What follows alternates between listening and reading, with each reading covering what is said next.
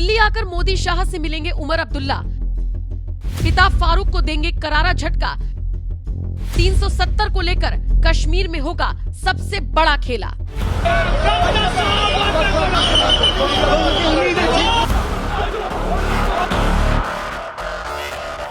जम्मू कश्मीर के चुनावी नतीजे ये बताने में कामयाब हुए हैं कि कश्मीर में नेशनल कॉन्फ्रेंस का दबदबा क्या है। हालांकि कांग्रेस के साथ गठबंधन में चुनाव लड़ने वाली नेशनल कॉन्फ्रेंस अकेले अपने दम पर इस तरीके से आगे बढ़ती हुई नजर आई है कि एक बार फिर उमर अब्दुल्ला जम्मू कश्मीर के मुख्यमंत्री बनने जा रहे हैं।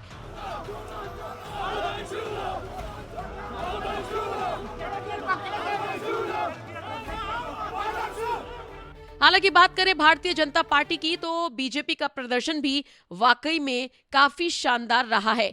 जम्मू रीजन से अच्छी खासी सीटें बीजेपी को मिली हैं। हालांकि कश्मीर से करारा झटका भी लगा है। कुल मिलाकर देखा जाए तो जम्मू कश्मीर में नेशनल कॉन्फ्रेंस का वर्चस्व इतना है कि उमर अब्दुल्ला एक बार फिर से अपनी सरकार बनाने जा रही हैं और ये सब कुछ बहुत हद तक मुमकिन हो पाया है फारूक अब्दुल्ला की नीतियों की वजह से। हालांकि अगर बात करें आर्टिकल 370 तो यहाँ पर पिता पुत्र के बीच तकरार देखी जा रही है। एक तरफ फारूक अब्दुल्ला है जो आज भी आर्टिकल 370 को बहाल करने की मांग पर अड़े हुए हैं, तो वहीं दूसरी तरफ उमर अब्दुल्ला नरेंद्र मोदी की सरकार के साथ काम करने के लिए तैयार है। देखिए, उमर अब्दुल्ला इस मामले में काफी समझदार माने जा रहे हैं।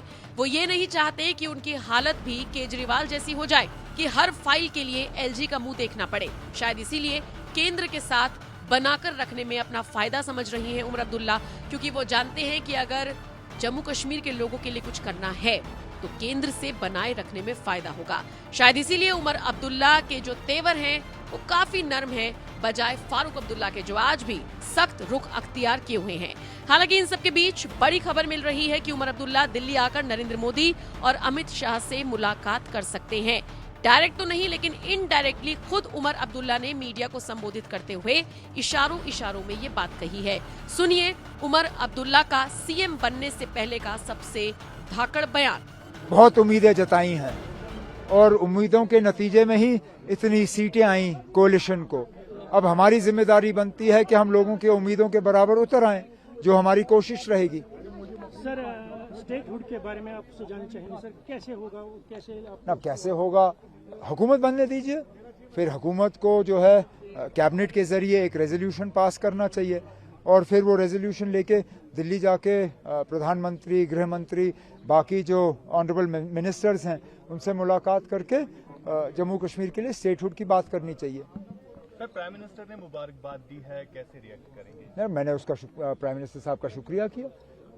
उन्होंने मुबारकबादी का पैगाम नेशनल कॉन्फ्रेंस को दिया और नेशनल कॉन्फ्रेंस के नायब सदर के हैसियत से मैंने वज़ीर आज़म साहब का शुक्रिया किया और ये उम्मीद जताई कि मिलके एक कोऑपरेटिव और एक कंड्यूसिव एटमॉस्फेयर में हम जम्मू कश्मीर के लोगों की खिदमत करेंगे। तो जिस हिसाब से अपोजिशन जमातें जो है लगातार इल्जाम लगा रहे हैं कि जम्मू के साथ किस तरह का व्यवहार किया जाएगा, ना हुकूमत बनने दीजिए ना, व्यवहार जम्मू के साथ बिल्कुल ठीक होगा। हम वो लोग नहीं है ना जो इन लोगों से बदला लेते हैं क्योंकि उन्होंने हमें वोट नहीं दिया। आने वाली हुकूमत इतनी ही नेशनल कॉन्फ्रेंस और कांग्रेस की होगी जितनी बीजेपी की, जितनी उन लोगों की जिन्होंने वोट नहीं डाले। अब आप क्या उम्मीद करें, श्रीनगर से 20% वोट पड़े, क्या हम 80% लोगों को जो है भूल जाएं? उन्होंने वोट में हिस्सा नहीं लिया, लेकिन उनका भी हक बनता है कि हुकूमत के फैसले जो हैं उनसे उनको फायदा मिले।